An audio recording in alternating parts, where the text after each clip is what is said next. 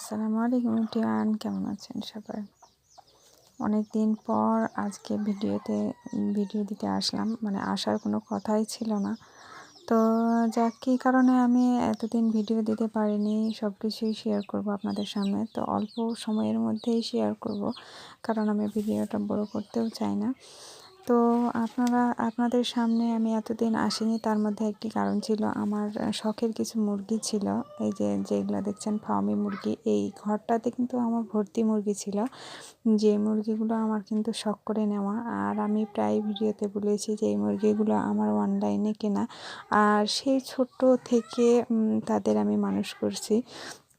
মানে বলা যায় যে একটা বাচ্চা যেরকম মানুষ করা যায়, সেরকম আমার মতো অনেক গ্রামে আপু আছেন যারা হাঁস মুরগি অনেক যত্ন করে মানুষ করেন, তারপর আবার এত হতাশার মধ্যে পড়তে হয়। আর এই হতাশার মধ্যে মেন কথা আমি পড়েছি। আসলে এই মুরগিগুলো আমার অনেক শখ করে কেনা, মানে অনেক বলতে অনেক শখ করে কেনা ছিল। আর সেই ছোট থেকে, মানে 15 দিনের বাচ্চা আমি নিয়ে এসে পালন করছিলাম, আর সেই এখন 1-1.5 কেজির মতো হয়েছিল। তো আসলে আল্লাহ আমার এই মুরগিগুলো রাখলো না, এই মুরগিগুলো আমার মারা গেছে। আর যে কারণে মনটাও আমার খারাপ ছিল, আর ভিডিও দিতে পারিনি। বিশেষ করে মুরগিগুলো খারাপ হওয়ার কারণেই কিন্তু আমার বাড়িতে একটা অসুখ চলে এসেছিলো, যে কারণে আমার কোনো মুরগিই ভালো হয়নি। আর এই মুরগিগুলো আমার অনেক খারাপ হয়েছিল। আর আরও একটা কারণ আছে, আমার ফোনের স্টোরেজ যেটা, সেই স্টোরেজ ফুল হয়ে গেছিলো, যে কারণে আমি কোনো ভিডিও এডিটিং বা সেভ করা কোনো কিছুই করতে পারছিলাম না। মানে আমার ফোনের সেটিং একটি সমস্যা হয়ে গেছিলো, জানি না কোন আপুর এটি হয় বা হয়েছিল। আমি অনেক সমাধান করার চেষ্টা করেছি, কিন্তু হয়নি। হয়তো বা আমার ফোনটারই সমস্যা হয়ে গেছে, যে কারণে আমি ভিডিওগুলো দিতে পারি না। আর এই সাইডে তো আমার মুরগিগুলোর মানে অসুখ, যার কারণে আমার মন থেকে আমি পুরোটাই ভেঙে পড়েছিলাম। এই কারণে আসলে দিতে পারিনি। তো মাশাআল্লাহ আমার এখানে মুরগি আবার দেশি মুরগির বাচ্চা দিছে।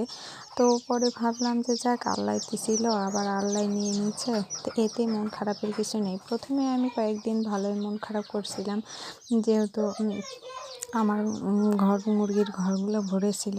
এখন কিন্তু কিছুই নাই। তো যাক, এখন মনে হলো যে না, আপনাদের জানাই, দেখি একটা করে ভিডিও দিই।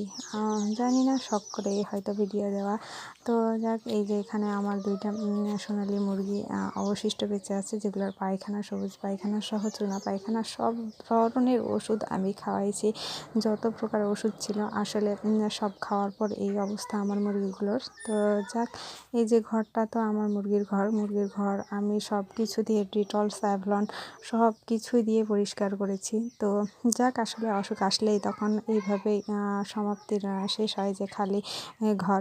তো আমি এগুলো সম্পূর্ণ ঘরটাই আমি কিন্তু স্যাভলন পানি দিয়ে ধৌত করেছি। তো যাক, আমার মতো এইরকম আপনারা কখনোই ভুল করবেন না। মানে শখ করে কোনো জিনিস নিয়ে আসার আগে সব কিছু ভালোভাবে মানে যাচাই বাছাই করে ওষুধ খাওয়া থেকে নিয়ম বাঁধে সব কিছু করবেন। আসলে একটা খারাপ কি লাগে, যে যখন মানুষ করার পর বা যে জিনিসগুলো হওয়ার পর সেই জিনিসগুলো না হয়, তখন খারাপ লাগে। তো যাক, ভালো থাকবেন সবাই। তো দেখতে পাচ্ছেন স্যাবনর। তো এখানেই আমার ভিডিওটা আমি শেষ করছি। তো ভালো থাকবেন সবাই। আসসালামু আলাইকুম, আর আমার জন্য দোয়া রাখবেন। আল্লাহ হাফেজ।